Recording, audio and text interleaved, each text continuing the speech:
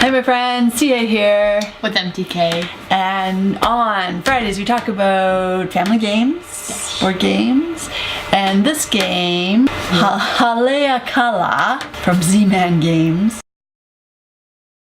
It's a two-player game. I think we picked it up mainly because it was Polynesian and we have been to the top of the actual volcano. Remember when we were in Maui once, so I thought, like, how can we pass that up? I like the setup.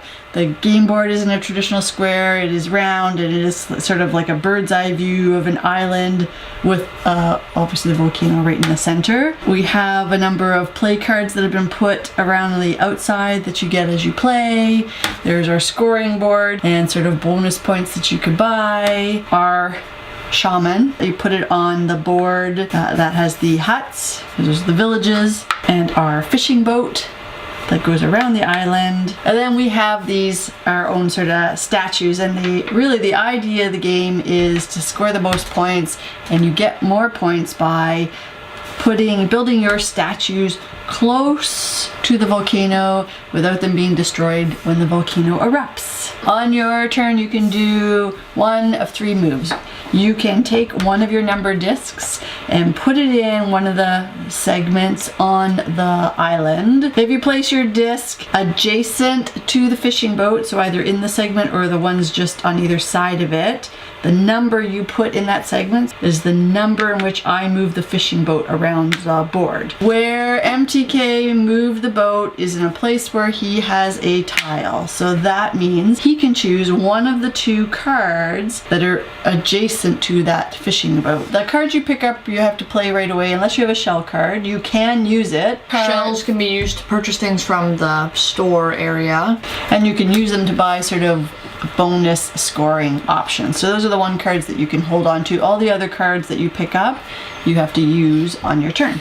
If I put my disc not adjacent, that doesn't touch sort of near where the fishing boat is, that I get to move my shaman up to 2 spaces. You can only move uphill 1 space. You can't put statues on the beach. You have your discs on here, you want to remove one and put it in your collection, that can be your turn, and again it enables you to move your shaman up to 2 spaces. And the last one, if you have placed all your discs, you can move the fishing boat 1 space. The game is played in 2 rounds. In the first round we play until all of the single palm tree cards are gone. And two palm trees. So now we're in scoring. First thing we score is statues. Any statues in the mountain area, which is the inner ring, is worth 3 points. Statues in the next layer, the forest, is worth 2. And any statues in the grassland, the third layer, is worth 1. And the beach you can't put statues on. So I have 1 in the forest, so that's 2 points, and 1 in the grassland, that's 1. You move my guide to 3. Okay, the next is baskets of fish, and I have 4. MTK has 3, so that's 3 points. 2. So Max has both the black, it says right on the bottom, 1 black, 1 white. So Max gets 4 points for his pearls. I don't have any scoring points. I do. MTK has a scoring point, which is a butterfly, which means you get 1 point for every butterfly. So we're tied. Before we do our scoring, if you have any lava in your volcano, it erupts by falling towards the sections in the hill. This is why you do it before scoring. If you happen to have statues in the path of the lava, they are destroyed. Now, the shaman are pretty magical people, so if a lava erupts and your shaman is in the way of the lava flow, nothing happens to them. So these come off the board for new eruptions. And then the game continues.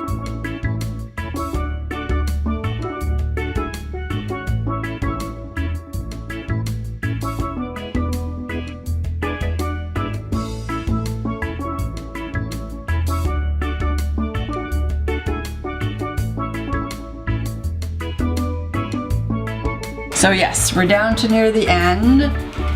So the boat has to go somewhere where there are no cards. That's when it's over.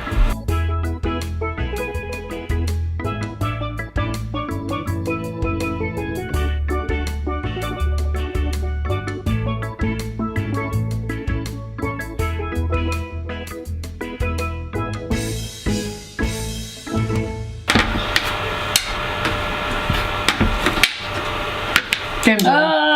Oh, game is over. Lava flows. Lava. Oh, 2 of my statues are destroyed. Destroyed. The end of round 2, which is the end of the game, and it's for final scoring. So the first thing is statues. Now that the lava flowed, so 2 of my statues don't count. They've been destroyed. So if you have any shells, you can buy last minute scoring cards. And your scoring card is for butterflies, so you've counted up your butterflies. Yeah. And then my card is 4 points for any full row. I have 1 full row, so that's 4. That was the 2-player board game Haleakala. I think that's pronounced right. Haleakala. You know, personally like the tie to Hawaii. The Polynesian theme is fun, and even right into the game board being sort of the island with the volcano. It's not hard to pick up. But I found sometimes I keep forgetting what spaces you have to play on when you move, but where you land has to have a car or a disc, but sometimes I have a disc in another place, like, so sometimes I would get a little, like, oh wait, I have to have a disc in that space. So a little bit of strategy without it being sort of like a 3-hour game. I just like the overall aesthetic of the board, and as you said, that it's not like a traditional board game, not just like, oh, move around the board game over and over and over again.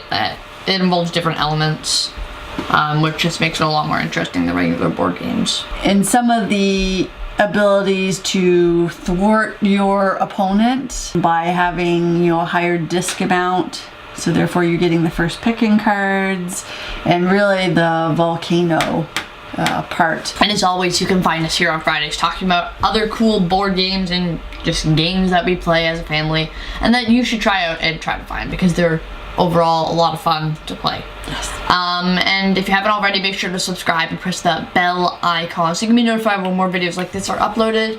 And let us know your thoughts by leaving a thumbs up and commenting if you like the video. And until next time. To beam out. Ooh.